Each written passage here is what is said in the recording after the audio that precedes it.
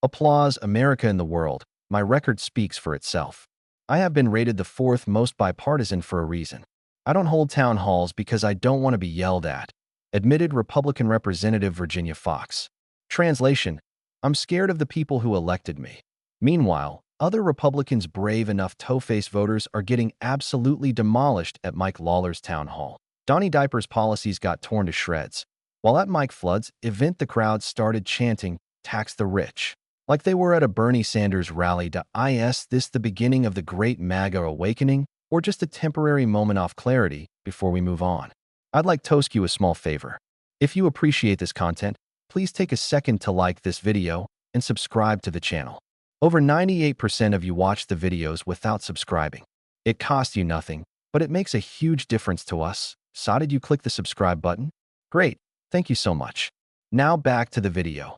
A rude awakening for Lawler and for MAGA Republicans in general, especially Donald Trump, as Lawler has tried to present himself to New York's 17th and to the rest of the country as a moderate. Things are bad when even Fox News can't make your numbers look good. Trump's approval ratings are sinking faster than his diaper after taco night. The man who constantly brags about being adored by millions is facing a harsh reality check, as polls across the board show Americans aren't exactly feeling the Trump love these days. Let's get real about these numbers for a second. The latest polls from CNN and Washington Post ABC Ipsos put Trump's approval rating at a miserable 39 to 41%. That's not just bad, that's historically terrible. We're talking about the lowest approval rating for any modern president at this point in their term. When you've got 4 decades of presidential polling data showing you're the least popular guy to sit in the Oval Office, maybe it's time to reconsider all those "everyone loves me" speeches. The really juicy part: these awful numbers span over 80 years of tracking presidential approval ratings. Trump has managed to make history again, just not in the way his ego would prefer. Historical data from Gallup and other major polling organizations confirm what we're seeing. Americans are giving grumpy Trumpy a collective thumbs down at rates unseen for any other president in similar circumstances. Independent voters, those folks Trump desperately needs if he wants any shot at political relevance, are running away from him like he's offering free co-hogs. His approval among independents sits at a catastrophic 27 to 30%. Political analysts typically consider anything below 35% with independents to be danger. Trump's numbers are in the abandon all hope zone. These are voters who decide elections, and they're decidedly not on the Trump train. The demographic breakdown gets even more embarrassing. Trump ice underwater with virtually every major voting bloc. Latino voters? Nope. Young voters? They'd rather watch C-SPAN reruns. Women voters?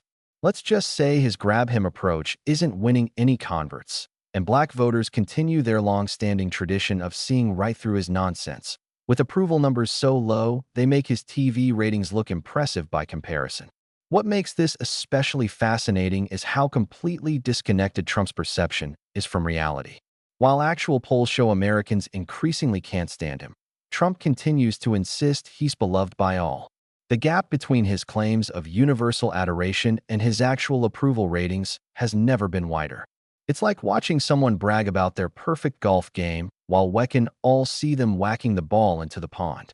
Even Republican strategists are reprovately panicking. These numbers aren't just concerning, they're potentially catastrophic, admitted one GOP consultant who asked to remain anonymous because, well, Trump isn't exactly known for handling criticism well.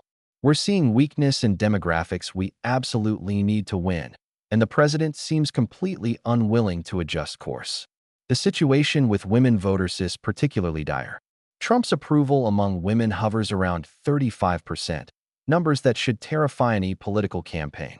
Women make up more than half the electorate, and their historical turnout rates exceed men's. That Trump's continued antagonism toward female journalists, politicians, and even private citizens has created a gender gap that would make the Grand Canyon jealous. Rural voters, once Trump's most reliable base, are showing signs of fatigue too. While still generally supportive, his approval in rural America has dropped nearly 8 percentage points since January. When you're losing ground with your most loyal supporters, something is seriously wrong with your political strategy or lack thereof. that what's especially telling is how these numbers compare to other presidents facing challenges. When Obama dealt with healthcare reform backlash, his numbers dipped but never crashed this low. When Bush faced criticism over Hurricane Katrina, he maintained stronger support, but Trump has managed to alienate Americans during what should be a honeymoon period for a new administration. The regional breakdown offers no comfort either. In the crucial Midwest states that determined the last election, Trump's approval has plummeted to the mid-30s. Suburban voters in Pennsylvania, Michigan, and Wisconsin, exactly the voters who swung those states, are abandoning Trump in droves, with approval ratings hovering around 32%. Even Trump's handling of specific issues gets terrible marks. His economic approval, once his strongest area, has fallen to 43%. On healthcare, he's at an abysmal 34%, and on foreign policy, a disastrous 29%. These aren't just bad numbers, they're the polling equivalent of a 5-alarm fire. While Trump's poll numbers burn like a 5-alarm fire, Republican representatives are feeling the heat too, but directly to their faces. The town halls that once served as victory laps for GOP politicians have transformed into public roastings that would make Comedy Central jealous. These aren't staged events with paid protesters like Trump keeps claiming. They're genuine constituents showing up with genuine grievances and zero patience for political double talk. Take Mike Lawler of New York's 17th District, who thought he could peacefully explain his support for Trump's policies. Instead, his town hall turned into what could only be described as a roast session. Lawler, who loves playing the moderate card while voting for MAGA policies, discovered his constituents aren't as easily fooled as he thought. The disconnect between his carefully crafted image and his actual voting record collided spectacularly in front of a room full of increasingly annoyed voters. But the true star of Lawler's town hall wasn't even the congressman. It was 102-year-old Dion Volas, who delivered the kind of straight talk that comes from living through more than a century of political nonsense. Volas, who relies on Medicaid, looked Lawler in the eye and accused him of aiding and abetting the cruelty associated with Trump's policies. When someone who's been alive since before women could vote tells you you're enabling cruelty, maybe it's time to reconsider your life choices. The embarrassment wasn't limited to Lawler. At Congressman Mike Flood's town hall, something happened that would give Mitch McConnell nightmares. The crowd spontaneously started chanting "Tax the Rich." Yes, you read that correctly. A Republican congressman's own constituents were channeling their inner Bernie Sanders. When Republican voters start sounding like they're at an Alexandria Ocasio-Cortez rally, you know something fundamental has shifted in American politics. Some representatives aren't handling this new reality well. Representative Rich McCormick got so triggered by challenging questions that he compared his own constituents to January 6th insurrectionists. Nothing says, "I respect the democratic process," quite like comparing voters exercising their First Amendment rights to people who stormed the Capitol. It's the political equivalent of a restaurant owner calling customers terrorists for sending back undercooked chicken.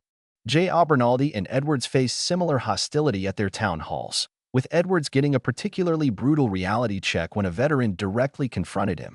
The veteran accused Edwards of lying about his commitment to veterans, a moment that exposed the growing chasm between the GOP's patriotic rhetoric and their actual policies. When the people who risk their lives for the country you claim to love are calling you a liar to your face, perhaps it's time for some serious reflection. These confrontations represent more than just isolated incidents. They reveal a fundamental breakdown in the relationship between Republican representatives and the people who elected them.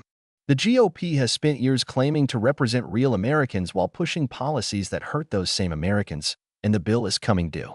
Voters aren't just disappointed, they're furious at being taken for granted and lied to by the very people who begged for their votes. The situation has become so uncomfortable that some representatives have decided town halls aren't worth the trouble.